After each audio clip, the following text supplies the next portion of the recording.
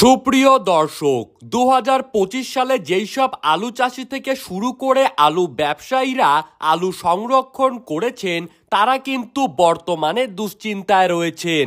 বর্তমানে কিন্তু আলুর দাম তেমন একটা নেই। 2025 সালে আলুর দাম কিন্তু কোনোভাবেই ঊর্ধ্বমুখী হতে চাইছে না। বর্তমানে চাষি মহল থেকে শুরু করে ব্যবসায়ী মহল সকলেই কিন্তু দুশ্চিন্তায় ভুগছেন। যখন আলুর দাম প্রচুর পরিমাণে বৃদ্ধি পায় তখনই কিন্তু রাজ্য সরকার আলুর দাম কমানোর জন্য উঠে পড়ে লাগে, কিন্তু বর্তমানে যখন আলুর দাম কম রয়েছে তখন কিন্তু রাজ্য সরকারকে এর বিরুদ্ধে কোনো পদক্ষেপ নিতে দেখা যাচ্ছে না। এই বছর অনেক চাষিরাই কিন্তু ঋণ ধার করে তাদের আলুর চাষ করেছেন, কিন্তু অবশেষে যদি আলুর চাষ করে লস খেতেই হয় তবে কেন সকলে আলুর চাষ করবেন?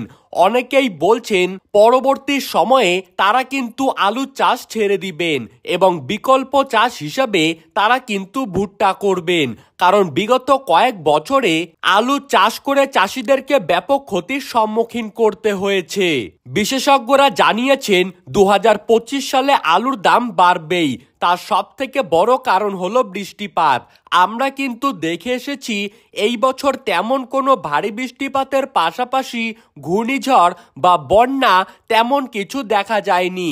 2025 সালে বঙ্গোপসাগরে কিন্তু আগস্ট মাসের দিকে বড়সড় একটি নিম্নচাপ তৈরি হতে পারে এবং যার ফলে পশ্চিমবঙ্গের পাশাপাশি বাংলাদেশের বিভিন্ন জায়গাতে নিম্নচাপের প্রভাবে মারাত্মক রকমের বৃষ্টিপাত লক্ষ্য করা যেতে পারে, যার ফলে পশ্চিমবঙ্গ থেকে শুরু করে বাংলাদেশ, আসাম, ত্রিপুরা প্রত্যেকটি জায়গাতেই রয়েছে অতি ভারী বৃষ্টিপাতের সাথেই বন্যার প্রকোপ।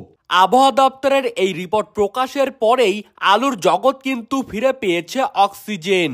মনে করা হচ্ছে আগস্ট মাসের প্রথম সপ্তাহ অথবা দ্বিতীয় সপ্তাহের মধ্যেই আলুর দাম কিন্তু ধীরে ধীরে বাড়তে শুরু করবে।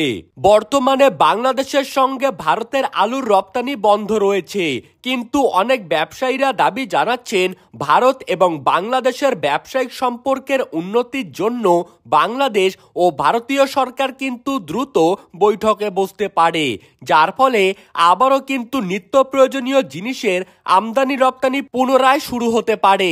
যার ফলে অনেকেই মনে করছেন যদি আলু রপ্তানি শুরু হয় তাহলে কিন্তু বাংলার বাজারে হুড়মুড়িয়ে বাড়বে আলুর দাম, আর তার দিকেই কিন্তু তাকিয়ে রয়েছে গোটা পশ্চিমবঙ্গের আলু চাষি তথা ব্যবসায়ীরা।